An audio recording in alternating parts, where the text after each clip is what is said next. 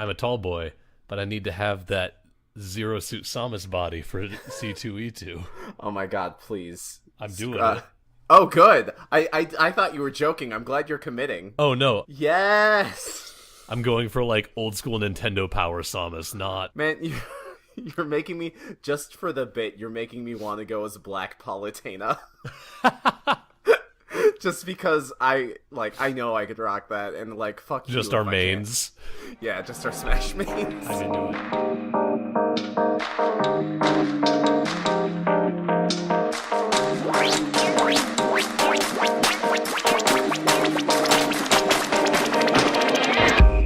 Hello, everybody, and welcome to another episode of Backstage Gaming. I'm Chris. And I'm Dylan. And we're here to provide dramatic takes on your favorite games. We haven't been recording that much more than usual, but between it's been we had the late bit of a episode a crunch. couple weeks ago. We recorded 2 days later. We recorded the guest episode, and now it's only like 3 or 4 days after that. So I'm not complaining because I'm getting a lot of happy, fun Dylan time. We should we should try to record Monday, so we're back on schedule. That'd be nice. Monday or Tuesday. Get back into that. Yeah. Get back into that grind so that there's more editing time. I don't know if you noticed this in the our group chat with our friends Dylan, but I have reached the point of madness where I can recognize, I am intimately familiar with what you look like in waveform. Oh God. I know what your ums and uhs look like without having to hear them, and I can tell the difference between the two of them. That's because I've had to edit so many of them out. I'm so sorry. I think this is what being married feels like. So this is Backstage Gaming. We are a video game podcast. We are two actors. We talk about games through our lens as theater makers. And this week we're going to do something kind of fast and loose. We don't have there's a game that got our juices, or specifically Dylan's juices, flowing, but it's about a concept that sort of spreads throughout gaming as a medium, and even into film and other mediums as well. Dylan, why don't you jump in with that lead-in you have? Calm down about Kingdom Hearts. Welcome to our hot take YouTube channel. I'm going for the jugular. This was inspired by a video that Tim Rogers of Kotaku.com recently put out, and it's a really good video, and it inspired me so much that this is what our episode is going to be about. Thanks, Tim Rogers. Thanks, Tim Rogers. So Tim Rogers, marvelous man that he is, was basically talking about Kingdom Hearts 3 and how there's a lot of anticipation and anxiety on how the layperson is going to perceive Kingdom Hearts 3. There's this attitude among Kingdom Hearts fans, and I'm not saying this in a derogatory or in a smug fashion, because I get it.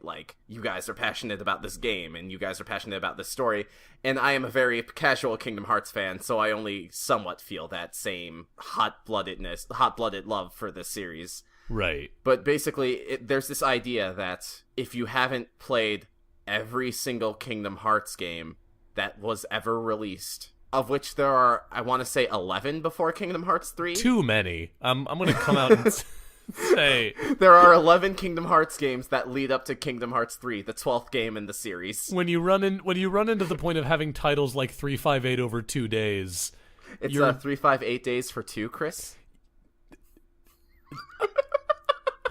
You rendered me catatonic temporarily. You're scraping the bottom of the creative barrel a little bit. Again, I say this as someone who really likes Kingdom Hearts 1 and 2, and what's the deck building one? Which of the stupid titles is the deck building one? That's actually a pretty decent title. It's Chain of Memories, right? Which gets a title drop that isn't completely stupid in game. Yeah. A lot of people hate Chain of Memories. Just gonna throw out real quick that I really like it. Maybe I have to revisit it and learn to hate it. But yeah, maybe the people who hate it for story reasons that I don't care about. Anytime they hate it for the deck building reasons. Oh no, man, I love that. Anytime you're so combining weird genres, I'm gonna be way into it. I feel like we're just the bad takes. We love the bad games. Apparently, but anyway, so yeah, there's this idea around the Kingdom Hearts game that you need to have consumed all available Kingdom Hearts media in order to get the most out of the Is it still upcoming or has it released? It's coming out in a couple days. I That's thought what it I was was- coming out tomorrow, but I was wrong. It will have been released by the time this episode is up. I believe so, yes. Probably. But, like, if you have not consumed all available Kingdom Hearts media and digested it fully and, like, gone through it for all of the detail, you will not get as much out of playing Kingdom Hearts 3. And so Tim Rogers' video was basically Kingdom Hearts fans and people interested in Kingdom Hearts and people who are going to be reviewing Kingdom Hearts. It is a series that is told with intuition and feeling rather than logic. Even the first game, like, I'll go into, like, the plot. I'll do, like, a very, very brief plot synopsis or, like, of the high points of the Kingdom Hearts series for me later, but basically, like, there's a lot in these games, even from the first game, where it's kind of like, oh, that didn't really make a lot of sense until you go and look at the secret journals and read the lore, and you might be confused. Things might not absolutely make sense, but the games and the stories still work because there is, wait for it, a heart at the center of it all. Kingdom Hearts is a series that, like, you know, it might seem confusing and obtuse on the surface, but you can enjoy at least, like, any of the individual titles I've played without, like, needing the greater context of the rest of the series. Yeah. I'm going to jump in. I have, like, 2 thesis statements to make Okay. about this general concept. First off, I think that the fact that this kind of storytelling with, like, things don't really make sense until you put in the work of, like, reading all the secret journals or, like, doing the Easter egg hunts around the maps or, like, whatever it happens to be is a really cool thing in games. Yeah. Like, games as an interactive medium have this unique ability to, like, make you work for a story and not in the way that, like, a challenging book does. Yeah. Like, Metroid Prime is one of my favorite games, for example, because the story is entirely conveyed in journals that you pick up. exactly. And that's rad, and it is also a fundamentally different kind of work than, like, I'm gonna read a Faulkner novel. Also work, also requires a lot of effort on my part to, like, get the most out of it, but, like, in a different way and in a way that is more engaging and in a way that is more, like, playing into the strengths of the medium and playing into, like, it's interactive, you can interact and find things. On the other hand, a story needs to be comprehensible. Yeah. Story structure 101. There is a beginning, there is a middle, and there is an end. Yes.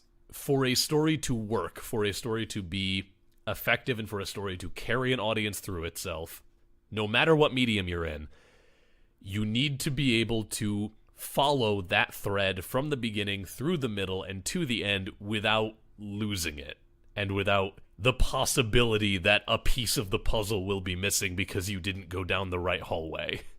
And, you know, that works for overarching stories, but that also works for individual stories. As a kid, there were so many different series that, like, I just kind of read out of order. To use books as examples, in, like, 2nd and 3rd grade, I think I started Secret of Drune with, like, one of the last entries in the series. And, like, a series of unfortunate events, I remember clearly the first book I read was 9 because that was the only one that was available in the library. I had a similar experience with the Pendragon novels, like the first Pendragon Oh, novel dude, I didn't know ever you read Pendragon! I loved the Pendragon novels. they're so fucking good! great. But the first one I ever read was like book 4 or 5 because it just, like, it caught my eye and I started reading it, and, like, yeah, I was a little confused at the beginning, but, like, it was in and of itself a story, and so I was able to follow the events of that book, and, you know. You are able, like, humans are able to piece together the status quo, and if they are not attempting to, then they probably weren't interested in, like, they were probably looking to bash the story from the beginning, and there's nothing you can do about that. Exactly. To put this kind of, like, this take about Kingdom Hearts in terms that someone who doesn't know about Kingdom Hearts might understand, I'm going to take, as we frequently do, I'm going to, like, reach out there and grab the big pop culture miasma that is Star Wars. I knew Star Wars was coming up, and so let us go. Like, to say that you cannot appreciate Kingdom Hearts 3 if you have not consumed every piece of Kingdom Hearts media up to this point. It's like in an alternate universe where Disney didn't, like... Actually, okay, I have a really good example. I'm sorry. I don't mean to cut you off. No, but, go for it. I think I watched all of the second generation, like, Avengers or Disney Marvel movies, having only seen, like, maybe 1 or 2 of the first generation, and I didn't even see the Avengers. That's fair. I just jumped right in because I like the Marvel movies, but like I'm not crazy about them because I didn't really grow up with Western comics. So I liked Spider-Man and I liked X-Men, but that was about it. So I didn't really get into it until like, I went to college and I was surrounded by people who were like, yeah, let's go see Avengers. So, I had to piece things together, but like I still enjoyed the movie and I still, Age of Ultron probably not the best Marvel movie, but like for what it's worth, I still vibed with it, Yeah. Like, because, again, it is a story with a beginning, middle, and end within a greater story with a greater beginning, middle, and end. Yes. So, like, this Kingdom Hearts thing is like, if someone was like, oh, you're gonna go see, as an example, Avengers Infinity War, and you haven't seen Ant-Man, you're not gonna know the full picture. If anyone hasn't seen Avengers Infinity War, Ant-Man isn't in it. Like, nothing to do with the film Ant-Man. Okay. I'm not gonna pretend Infinity that I am... War's kind of a weird one, though. Yeah, and I'm not gonna pretend that I am the kind of person who's like, I don't know enough Marvel lore to be certain that nothing about Ant-Man actually comes back to matter in Infinity War, and I'm sure that somebody out there is taking great umbrage with the fact that I'm suggesting that. The point stands. Another thing I want to make clear, to you out there, gentle person who is very upset that I didn't think Ant-Man was bearingless, or to you out there, the Kingdom Hearts fan who is very passionate about the series and very much believes that the appreciation that they have for the third game is based in all of that media that they've consumed, like, good for you. I'm glad that you have a thing that you love this much. And, like, we're not trying to say diminish that you are bad for... Or that you are being obsessive with details, because, like, you know what? You do you. Like, I mean, if you like this stuff, you like this stuff. And, like, maybe that Kingdom Hearts person or that gamer who picked up Kingdom Hearts 3 over there, maybe they don't know every single detail and might not appreciate every single plot twist, and they might be left a little dumbfounded. But, like, if they're enjoying it, and hopefully they bought the game with the purpose of enjoying it. Yeah. Like, I ain't here to yuck your yum. I just don't want you to be here to yuck everyone else's yum. Yeah. Like, that's all. Like, there's this kind of, like, there's this smugness I've seen from, like, people who've been following the series where, like, someone's like, I'm gonna get in at game 3, and they're all, like, chuckling to themselves, like, and it's like, it's like, yeah, no, you're right, like, they will probably be more lost than they expected, but, like, also, if the game is doing its job, there will be an emotional center and a beginning, middle, and end that is completely self-contained and doesn't rely, it doesn't use the other stories in the series as a crutch. Yeah. You don't see, and I guess to dive into Kingdom Hearts a little bit, and people who've never played Kingdom Hearts, don't worry about it, because knowing the backstory kind of runs counter to what I'm trying to say. We never explained what Kingdom Hearts is. Don't worry about it.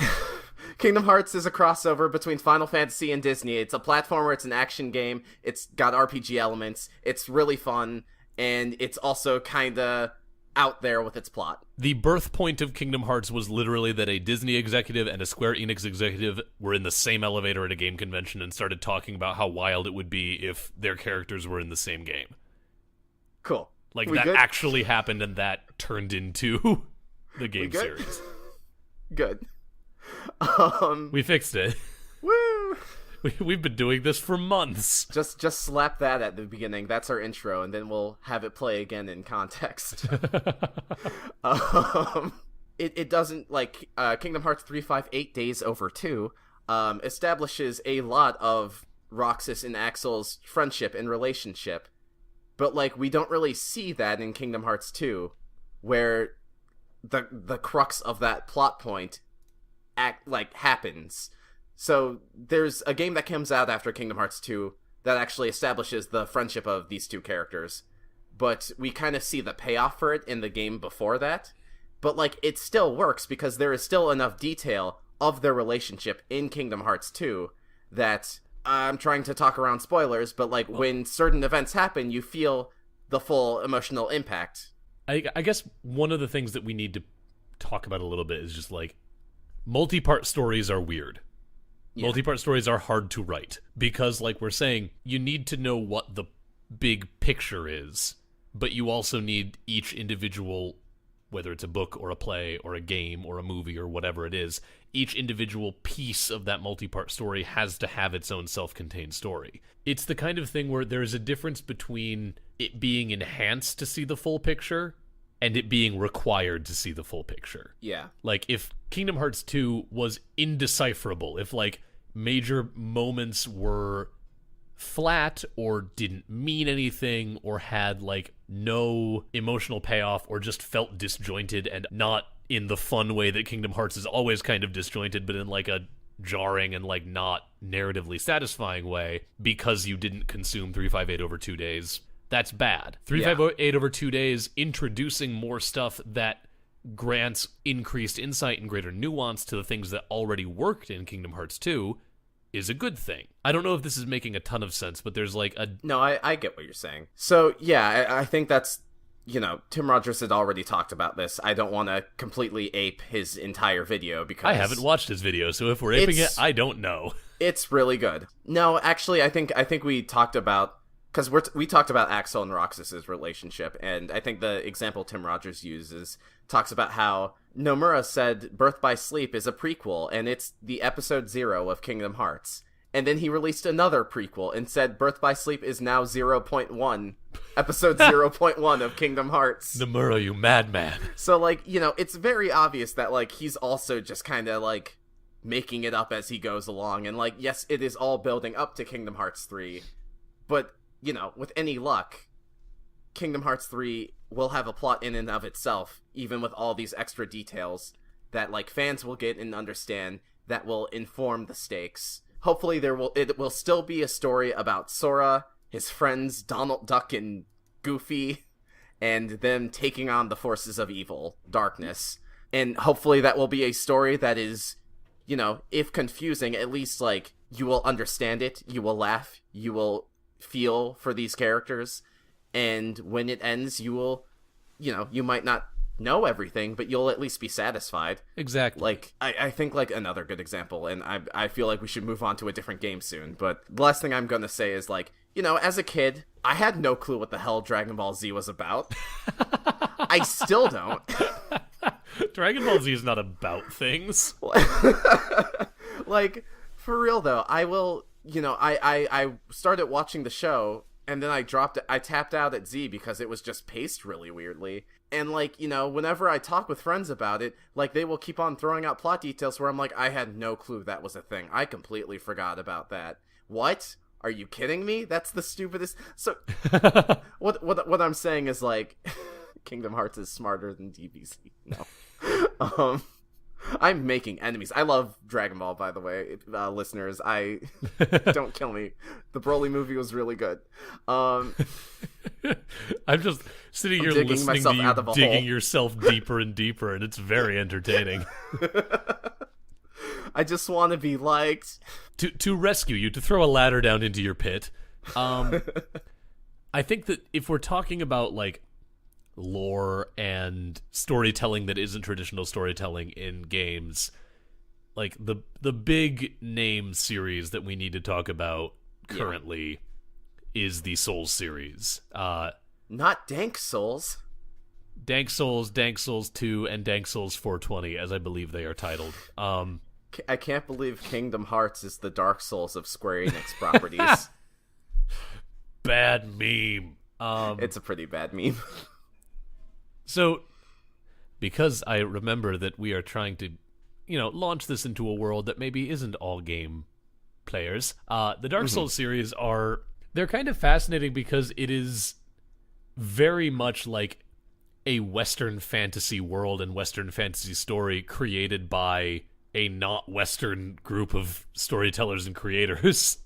Yeah, Dark Souls is the most Western fantasy Japanese RPG I've ever played. Yeah. But basically, the story of Dark Souls as it is presented to you in the game is that you are an undead. You have to go into the world and fight things, because if you don't, bad things will happen. But because you're undead, when you die, you don't actually die. You get to go back and, like, start again. The entirety of Dark Souls is built on this gameplay loop of, like, you go out and you explore and you fight, and it's very difficult, and as you fight, you collect souls that you can use to get stronger, but if you die, you lose all the souls until you can make your way back to that point and collect them again without dying.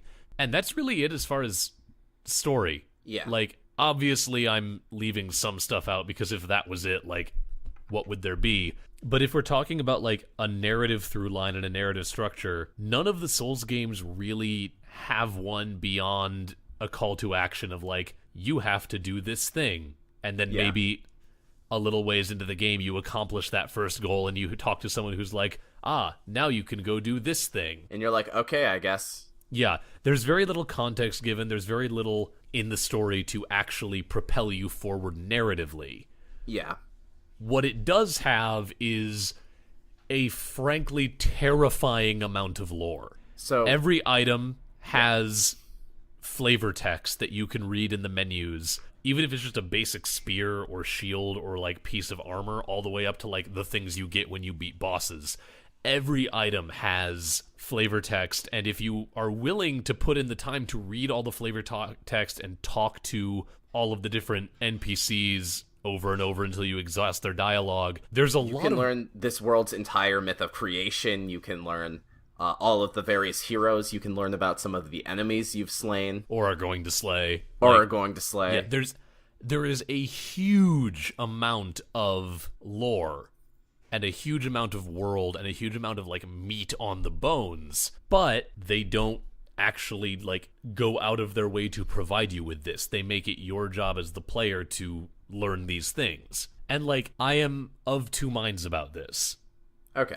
Because on the one hand, I think it's rad. I think it's really cool. I like that, like I said at the beginning, I like that they are leaning into the unique engagement ability of video games to like be interactive, and like making all of the actual storytelling interactive in that way is really cool. On the other hand, I really wish there was, like, I like the Souls games, and I will go through periods of, like, really wanting to play Dark Souls, or, in like, when we were living together, I played a lot of Dark Souls 3 because I like the gameplay, I like the world, I like exploring the environments and figuring things out and fighting the bosses. But, like, I guess that for me, I am very much drawn to narratives. Yeah. I want a game that wants to tell me a story in more than just a, hey, we have a story if you're willing to put in the hours, buddy. To contrast it with something you brought up earlier, Metroid Prime. Yeah. Like, Metroid Prime is similar, except that it's all there for you on the beaten path. Like, all of the story is there to be picked up as journal entries and as things that you can scan with your scan visor. But you can totally overlook it as well. Yeah, you can overlook it and like miss out on it, but it's less. I don't know. Now I'm thinking about why this is different for me.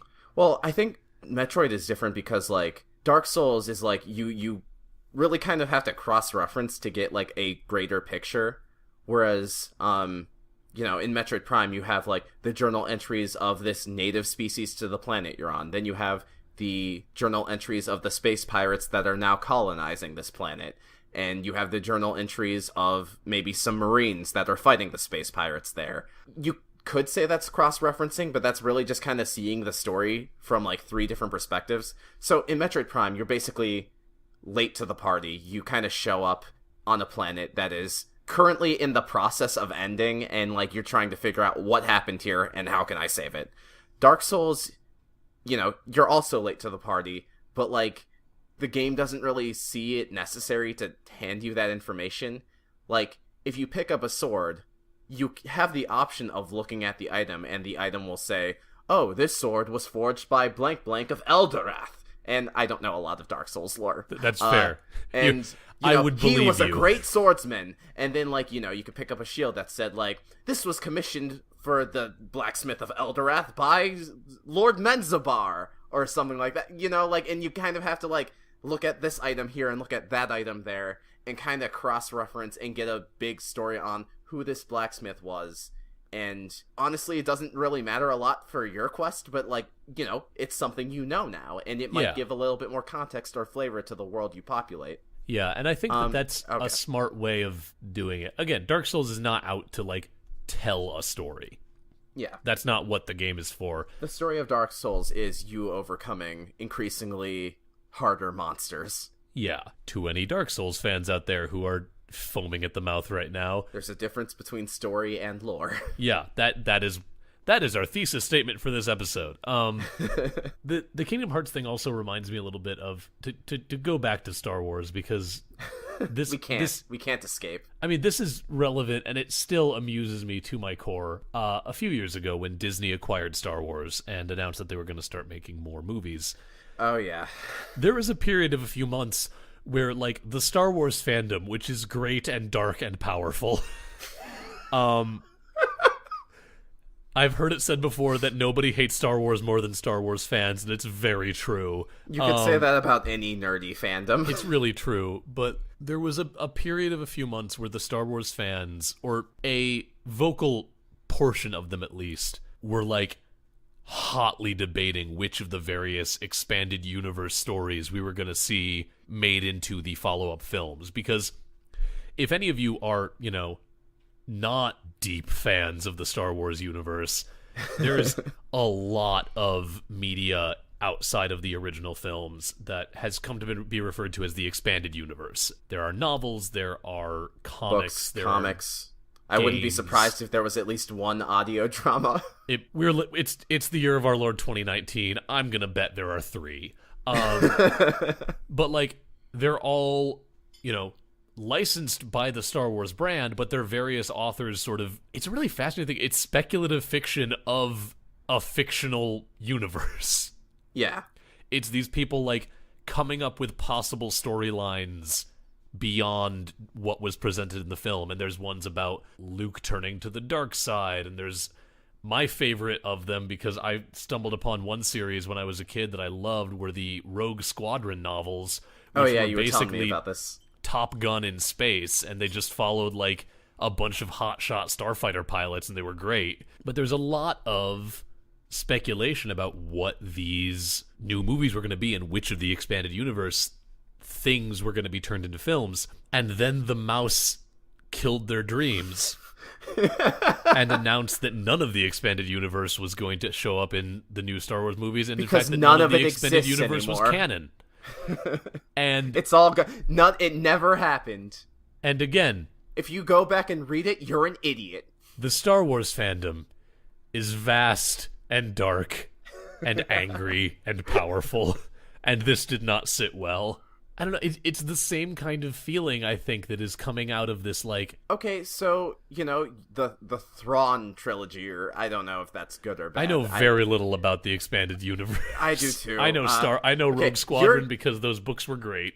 If you're a Star Wars fan and you love the expanded universe, like, your favorite story, is it rendered worse now that it is not canon? Especially now that it is not canon with Disney's films, which you probably don't like anyway. I'm just going to throw that out there. If this art has value to you, that doesn't go away.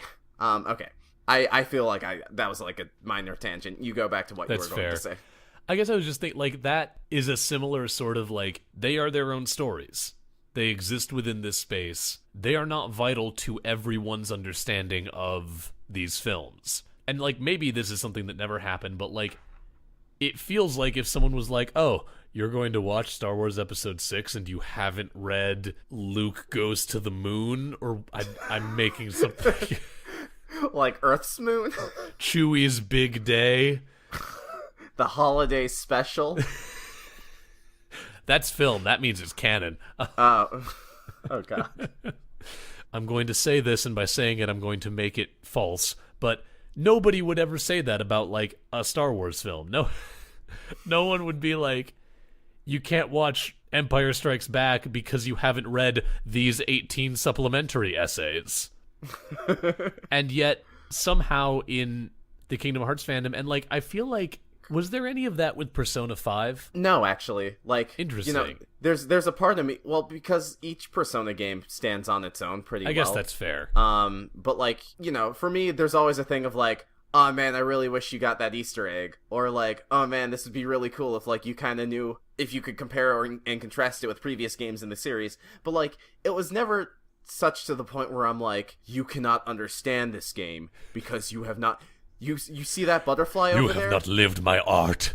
you see that butterfly over there? That's Philemon from Persona 2. And I can't believe you don't know that. Because, like, that's like an actual thing. There's, like, little there's a butterfly that shows up in Persona 3 that's a shout out to Persona 2 that is otherwise, like, not important to the story of Persona 3. And, it stands on its own despite that. And, like, I mean, I feel like that should be obvious because, like, Persona has, like, this really deep lore in the first Persona 1 and Persona 2.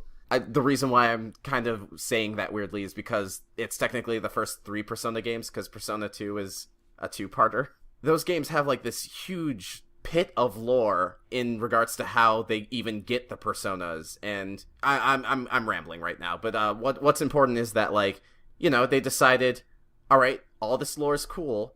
We can make references to it, but let's not limit ourselves creatively. Let's tell a story. Let's tell a story. Yeah. That's what Kingdom Hearts 3 is for me. Like, yes, it is a conclusion. With any luck, it will also be its own story. Yeah. There's one last series I kind of want to talk about, and I think I'll just jump right in if that's cool. Jump into me. Let's talk about Breath of the Wild. Oh, yes. Terrible Zelda game. The worst Zelda game. Awful Zelda game. Love it. Game of the year. Bad game Zelda of the year. game. Terrible Zelda game. Every time. This is an inside joke that you are now all privy to. But, so Breath of the Wild is, like, this weird and interesting beast.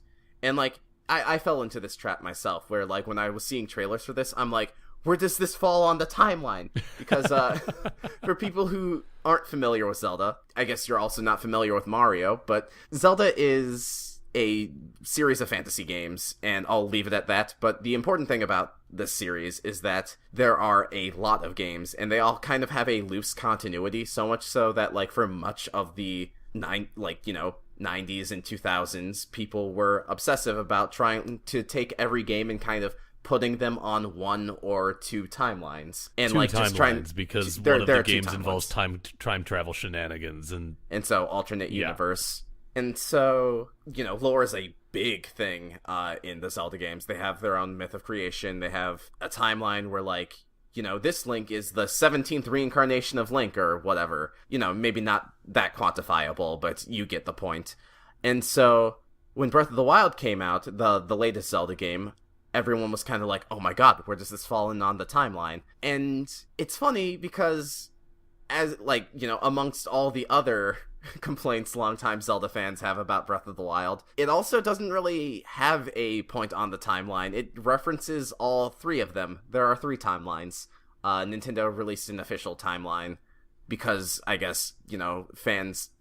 they wanted fans to stop badgering them. Which, like, again, Shigeru Miyamoto was just, like, in his home with the blinds closed, like, maybe now they'll leave me alone. No, he's sipping some tea, and he's like, the tea is hot today. Shigeru Miyamoto is sassy in my mind, in my headcanon. This is fair. I a real life it. person.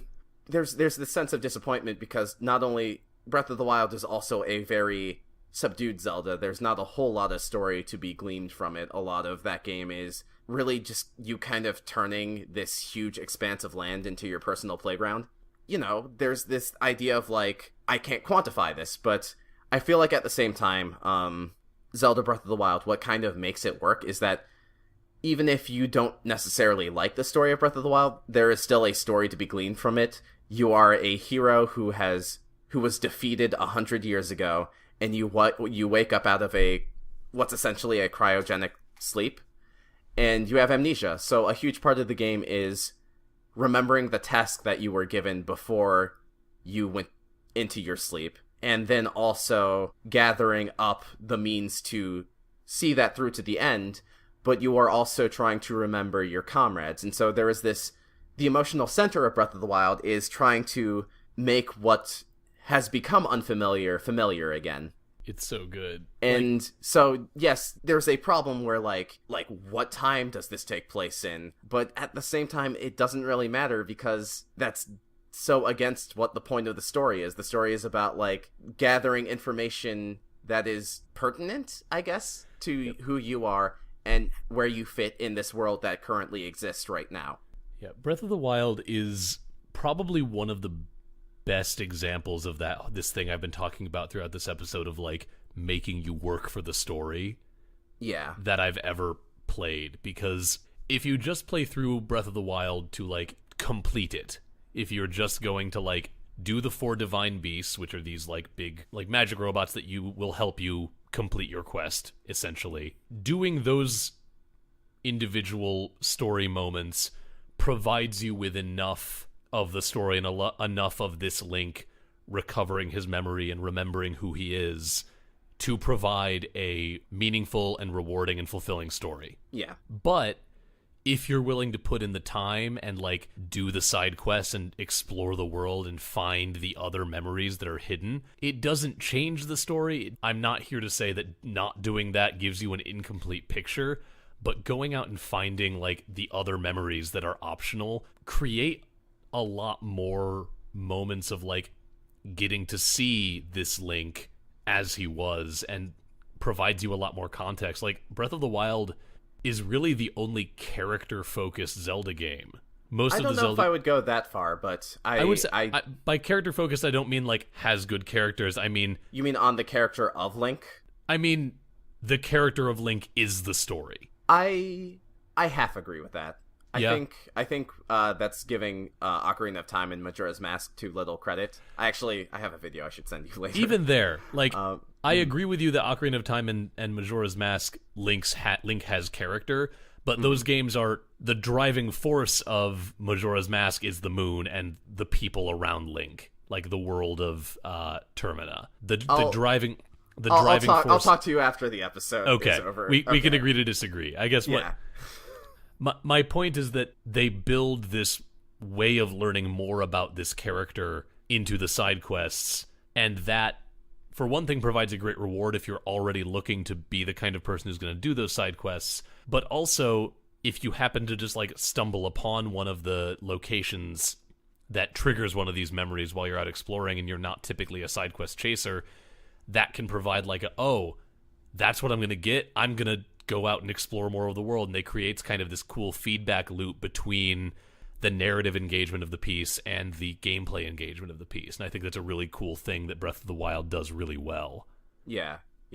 One last thing I want to say, like, pertaining to Breath of the Wild. This just became the Breath of the Wild, spoiler cast. My favorite thing about Breath of the Wild, or at least Breath of the Wild's story, I should say, is that there is a crucial plot detail that, like, is completely missable, by the way.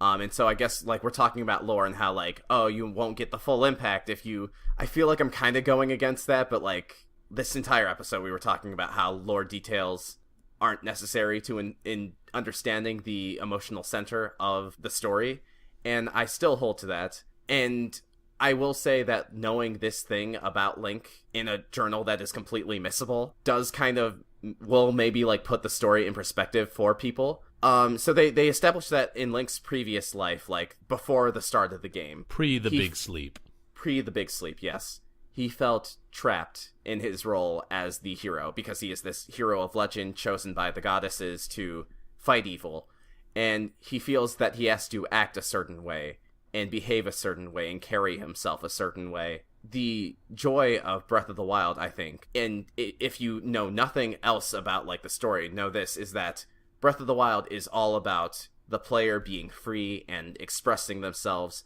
however they want, and a lot of Link's dialogue is very upbeat and chipper, which is contrasted with how characters have described him in journal entries. And I feel like I'm going against my point, but what I will say is this: you don't need to know who the hero of time is to know that the hero in Breath of the Wild is, like, you know, to understand the Link in Breath of the Wild as a character. Yeah, and to sort of bounce off of what you were saying, you know, you'll notice that contrast. You'll notice the difference between, like, this kind of jovial freedom and the descriptions of Link that are provided by the characters around him who knew him pre-Big Sleep. These are things that are visible and are noticeable and will, like, be a contrast that you pick up on if you're paying attention to the story. But then you get the reason why. It's not vital, but it offers clarity in this optional thing that you can miss. Is that kind of what you're getting Yeah. at? Yeah. I think Cool. it's kind of weird because it goes against, like, what we were talking about in regards to Dark Souls, but then it, like, full force, like, kind of reinforces that, like, you don't need to play the rest of a series to enjoy one specific entry of a game and admire that game for what it does and how it stands out. Yeah. And I guess, like, that's kind of what I was struggling with, because I'm like, well, we just talked about how you can enjoy Dark Souls without cross-referencing all the lore. But I guess, like, this is more of, like, the way Metroid Prime reveals lore, so maybe I'm safe. Yeah. I also want to throw out, we were talking about how we don't want to yuck anybody's yum, and you can like games the way you like games. Don't gatekeep. That's not cool. If you're being snooty about Kingdom Hearts 3 because you don't want other people who aren't real gamers to like your stuff, like, don't do that. That's not cool. I mean, like, I don't think it's even that. I think it's that Kingdom Hearts fans are aware that, like, the story is kind of all over the place. Not necessarily in a bad way, but just, like, if you are not willing to kind of accept the story, you will not accept the story. Yeah. And so I think Kingdom Hearts fans have this anxiety, and they want people to enjoy Kingdom Hearts 3, but they're afraid that they are only going to be able to enjoy Kingdom Hearts 3 if they enjoy the games in the way that they have enjoyed the games. So it's like benevolent gatekeeping. It is the most benevolent form of gatekeeping. That's really It's not even like, you're not a real Kingdom Hearts fan. It's like, I really want you to be a real Kingdom Hearts fan. And, like, you know, again, like, I'm not yucking your yum, but, like, it's fine. Hopefully the people who are buying Kingdom Hearts 3 are interested in Kingdom Hearts 3 and are looking at it with the interest in the rest of the series. And maybe if they like Kingdom Hearts 3, they will be willing to put up with, you know, the older graphics and, in some games' case, the more stiff controls to, you know, experience the rest of this series. To assuage your fears, Kingdom Hearts fans, I wouldn't pay $60 retail price to play a game just to make fun of it. Like, that'd be pretty dumb. Like, that's a big ask for me to play a game I think I'm gonna dislike. So just, if people are talking about buying the game, give them the benefit of the doubt. If you're picking up the game, give it the benefit of the doubt. This is a weird series, but it's a game that it's a series that I've had a lot of fun with, at least with the games I've played. Yeah. Shall we wrap? I think we're good, yeah. Let's wrap. Thank y'all for listening to Backstage Gaming. This was a fun one. We are your one-stop shop for all of your theater and gaming take needs.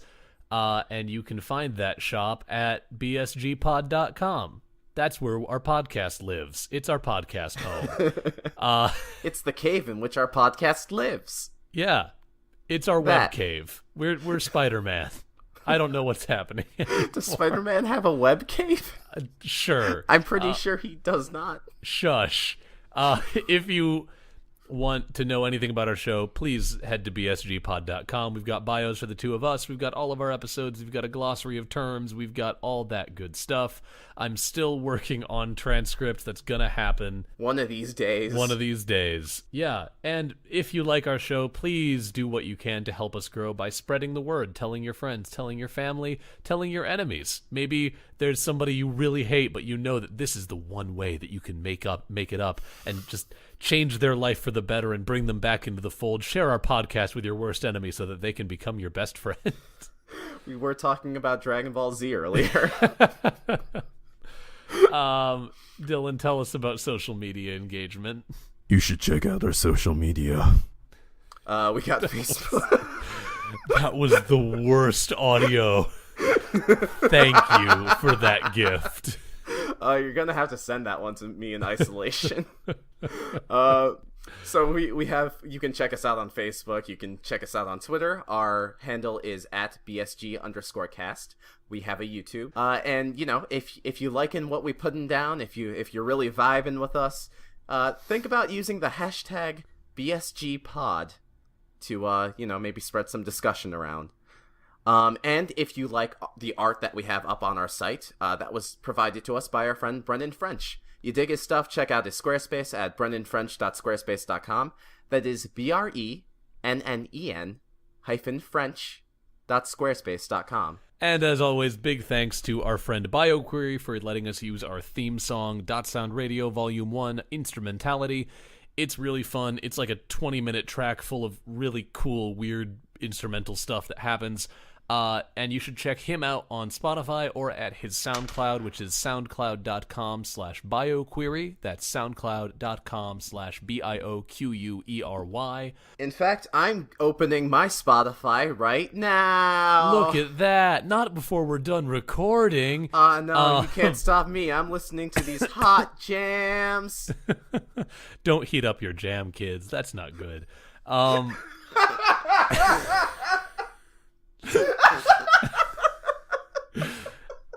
While Dylan's recovering from his fugue state that I've just put him in, let me say, you should be on the lookout for Dylan appearing in a upcoming arc of the Unexplored Places podcast, an actual play podcast made by a friend of ours. Check them out. They are on Twitter and also on Libsyn, I want to say. Just look up the Unexplored Places. It's a really fun, spooky podcast that Dylan will be appearing in. And you'll also be able to hear my voice at the end of the first season of the upcoming podcast, Unwell. They are on Twitter, and they are at, I believe it's Unwell Pod. Like, search Unwell Podcast. I don't know what the URL is off the top of my head, but they're launching soon. They've got an early episode up on Apple Podcasts right now, and if you listen through all the way, you'll get to hear my voice having something dreadful happen to it. But yeah, I think that'll do it for us this week. Thank you so much for listening. I'm Chris.